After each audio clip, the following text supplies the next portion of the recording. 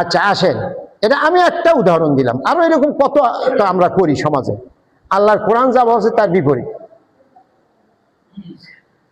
আল্লাহ পাক বলছে যে সাহায্য করো সৎ কাজে। কি কাজে?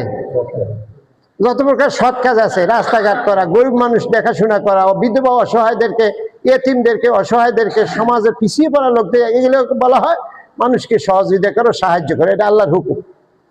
আর আমরা ওই কাজে না কইরা বিপরীত মন্দ কাজে করি। এই কাজে তো করিই না, বরং যার কিছু আছে ওইটা শোষণ করে, জুলুম করে নিয়ে আসি, পুরা জাতিকে আমি শোষণ করি। তাহলে কোরআনে যে ইনসাফ করতে বলা হয়েছে, এই ইনসাফ কি আমি মানি? আচ্ছা, আমার কথা এই পর্যন্ত সবাই আপনারা স্বতঃস্ফূর্ত ভাবে মাইনে নিতে রাজি, এরপরে যেটা এইটাতে আপনাদের খটকা। আচ্ছা, যারা ইনসাফ করে, ইনসাফ কি ইনসাফ করার ক্ষমতা রাষ্ট্রে আপনার না আমার? আমাদের কেউ না।